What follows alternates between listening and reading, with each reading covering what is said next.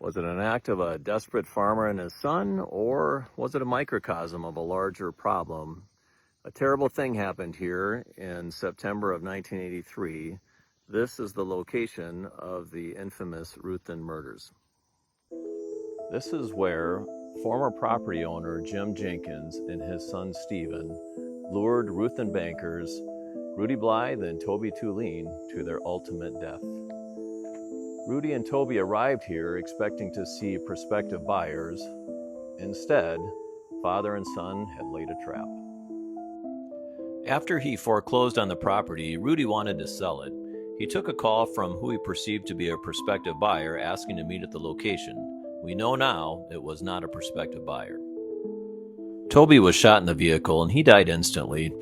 Rudy was also shot, but he made his way down this road. He was this big guy. He was about 6'3". He was wearing a big yellow rain slicker, and unfortunately, he was shot again, and in this ditch location is where he fell. The day of the incident, the weather was very overcast. It was foggy, sort of matched the feeling of dread that the local residents experienced. Many of them locked their doors for the first time. Jim and Stephen took off and a national manhunt began. They stole some South Dakota license plates to put on their truck, actually had an incident and fired their weapon at a Rock County corrections officer and made their way to Texas. Nothing excuses the terrible acts of that day, but it is helpful to have some context also about what was going on in the early 1980s. The interest rates were exceptionally high, even 21, 22%. So cost of production was high and cost of goods was not high. So farmers were really struggling.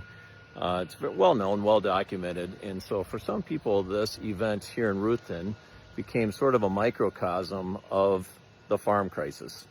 An angry, desperate farmer taking out his rage on the perceived bad guy, the banker. After a 3-day manhunt covering over 800 miles, on October 2nd, 1983, Jim Jenkins took his life in Paducah, Texas, and Stephen was apprehended. The trial was held here at the Lincoln County Courthouse in April of 1984. This is where Stephen was found guilty and sentenced to life in prison. All of the events I described today are true or matter of public record, and I want to thank you for your attention, and we'll see you next time.